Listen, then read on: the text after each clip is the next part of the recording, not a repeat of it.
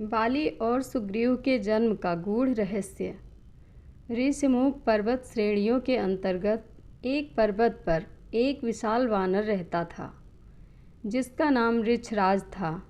किसी ने उससे पूछा कि इस पर्वत का नाम ऋषिमुख क्यों पड़ा, तो उसने कहा कि रावण के द्वारा सताए हुए कई ऋषि एक साथ एक जगह मूक अर्थात मौन होकर रावण का विरोध कर रहे थे।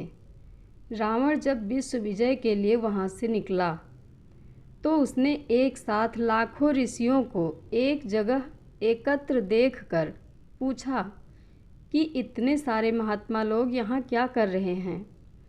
तो राक्षसों ने जवाब दिया, महाराज, यह आपके द्वारा सताए हुए ऋषि मूक होकर आपके विरोध स्वरूप यहाँ इकट्ठे होकर आंदोलन कर रहे हैं। रावण ने कहा कि इनकी इतनी हिम्मत, मार डालो इन सभी को। रावण की आज्ञा से राक्षसों ने उन सभी ऋषियों को मार डाला।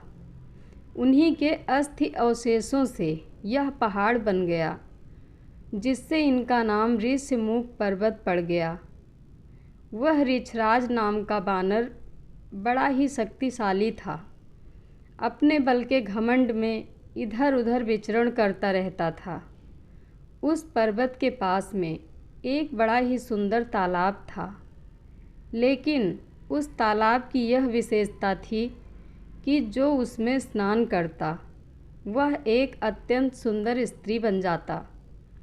ऋक्षराज को यह बात मालूम नहीं थी। मस्ती में एक दिन वह उस तालाब में कूद पड़ा और जैसे ही बाहर आया तो उसने देखा कि वह एक बहुत ही सुंदर स्त्री के रूप में परिणित हो चुका है। यह देखकर उसे बहुत शर्म महसूस हुई, परंतु वह क्या कर सकता था। इसी दौरान इंद्र और सूर्यदेव वहाँ से गुजर रहे थे। उनकी नज़र इस सुंदर स्त्री पर पड़ी तो वह दोनों मोहित हो गए। इस दौरान इंद्रदेव की मणि सुंदरी के पास जा गिरी, जिससे एक बानर का जन्म हुआ। क्योंकि बानर का जन्म युवती के बालों से हुआ था, इसलिए इसका नाम बाली पड़ा।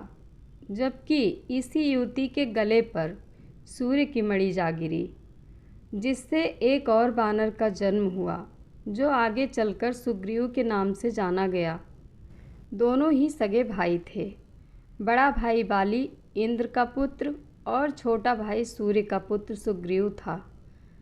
बालों पर तेज मणि गिरने से बाली और ग्रीवा पर तेज मणि गिरने से सुग्रीव नाम पड़ा।